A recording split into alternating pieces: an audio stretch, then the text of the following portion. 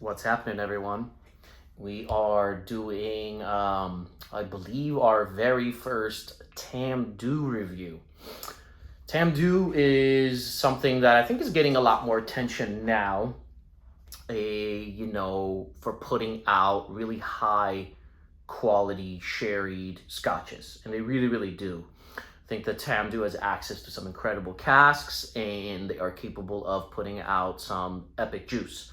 Unfortunately, to get your hands on some of their more, let's say, rare single casks or special releases, not that there's very many of them, it's very difficult, and then they hit the secondary market and they spike up in price, so it becomes very difficult. So we're kind of used to getting the 12 and 15, and I believe most of us are fans of the 15, especially some of the older releases of the 15.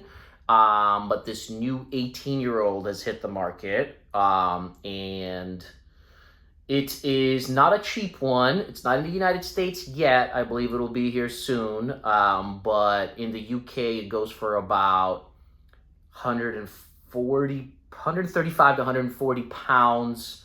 If you want to ship it back here, it ends up being around 140, 150 around there with the exchange rate. And since we don't pay VAT, we save 20% there. So it ends up being about 140 bucks to bring it over here since we save on VAT. And this is bottled at 46.8% ABV. And it's matured exclusively in sherry oak casks, and it says natural color on it.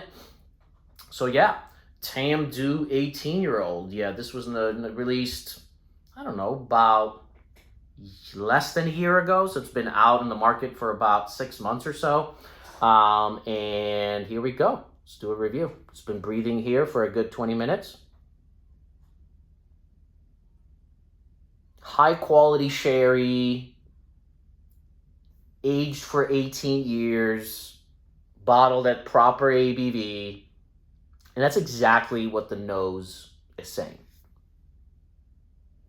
This is very refined. Right away, you get this like silky chocolate, almost like one of those like Godiva masterpiece ones where it's just one of those you put in your mouth and it just melts and it's just very creamy. It's got that kind of creamy chocolate going on. It's sweet. It's got cherry spice, but not a ton. It's more like a little musty style sherry. It doesn't approach that like very, very good old school style, but it's going that direction towards that old school style. You could tell the casks are good, solid casks. They really wanted to make an impression here, especially with this first release, and they did. Getting kind of like a candied walnut note. You combine that with the creamy chocolate, and that ends up going really, really well.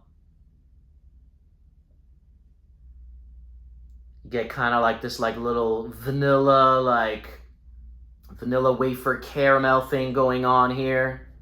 Like a soft, chewy caramel, but it's got a good amount of vanilla as well.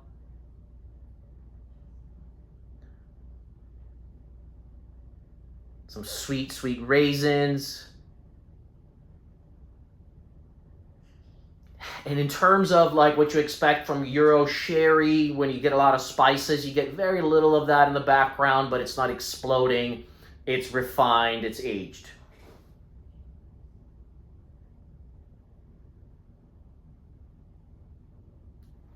It's got a beautiful elegance to it, which kind of says, hey, I'm a high-end product. Very nice on the palate.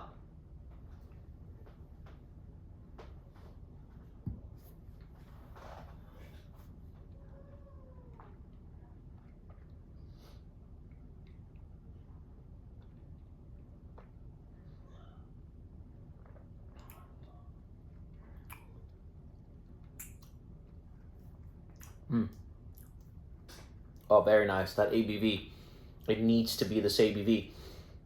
I think if this was only 43%, it'd be a little too flat just because it's so refined. But right away, you do get some nice wood spices, some sandalwood, some sherry must, some beautiful caramel, sultanas. Definitely still got that candied walnut and chocolate still going on. Very nice.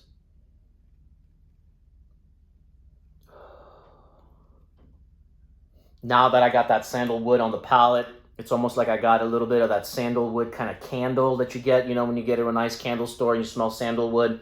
You put that on my nose. I'm getting a little bit of that now, which is very nice. Love that note. Amazing. Really, really well. Let's take one more sip. I want to make a comment on the finish, but I want to take one more sip before I do that.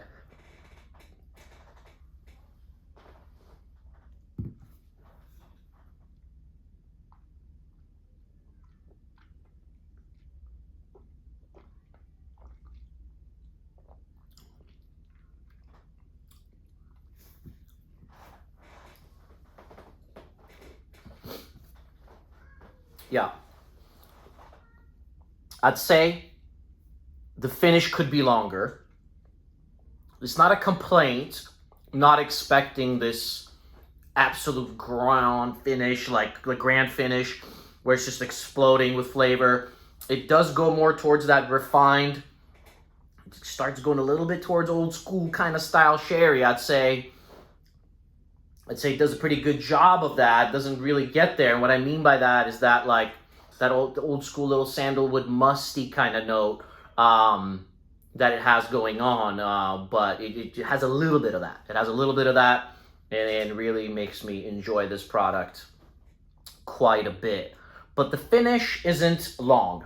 It's a short to medium finish where you maybe would want a little bit more ABV. Perhaps I would want the mouth feel to be a little bit thicker. And for those reasons, it doesn't get to an 89. If it had that, it would get to that 89. It's an 88, but it's a very strong 88. With a little bit stronger finish, I think it would get to that 89 point. But I would say that if you factor in, if you look at the 18-year-old scotches right now on the market, you think Aaron 18 is a very good one for sherry. Glendronach 18 is a good one for sherry. You always have to include Macallan 18, even though that's 500 pounds now, $500 retail, which is very, very silly. Bunnahabhain 18 is a good one for sherry that you would have to include in there. And I can't think of what else I'm forgetting, but this enters the realm of that right now. And yes, it's 140 pounds, and I know people are turned off by that. They think it's a little bit too pricey. And perhaps a couple of those names that I mentioned are a little bit cheaper. But I'd still say this is the one I'm reaching for right now. I have all the names I just mentioned open in the bar, and this is the one I'm reaching for the most. Not only because it's the newest released, I think it's hitting the spot the most as well. For me, it's not one where you're going to go and buy 3 of, like the Glen Turret 12 review we did, because that price point, yes, it's only 12, but at that price point for the experience you get, I think you do go and buy yourself 2-3 bottles.